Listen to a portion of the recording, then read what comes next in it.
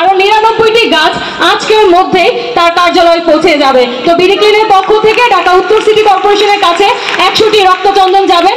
আমরা আশা করি mayor sir তার কর্মকর্তাদের দিয়ে নির্দিষ্ট স্থানে এই গাছগুলো রোপণ করবেন এবং বিডিক্লিনের নাম সবসময় মনে রাখবেন।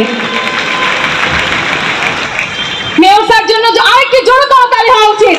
আজকের অনুষ্ঠানে আমাদের সবচেয়ে বেশি স্যার অনেক কষ্ট হয়েছে, তবুও আমাদেরকে আসলে সময় দিয়েছেন। স্যারকে অনেক অনেক ধন্যবাদ এবং সিটি কর্পোরেশন প্রতিটি মানুষকে ধন্যবাদ।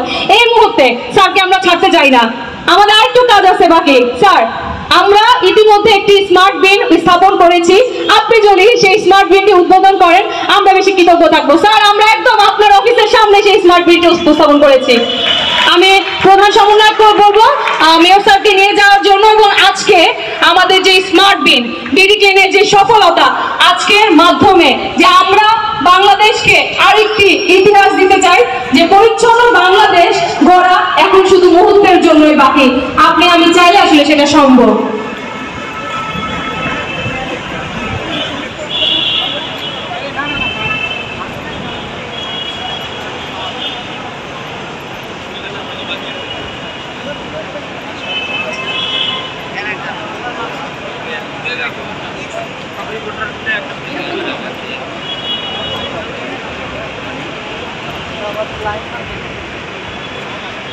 ইতিমধ্যে আমাদের কাছে পৌঁছে গিয়েছে, আমাদের সেই অপেক্ষা মুহূর্তে একটা শেষ হতে যাচ্ছে। স্যার হচ্ছে আমাদের যে স্থাপন ডাস্টবিনটি রয়েছে তার উদ্বোধন করতে যাচ্ছে একটি ময়লা ফেলে। স্যারের জন্য জোরে একটি করতালি দেওয়া উচিত।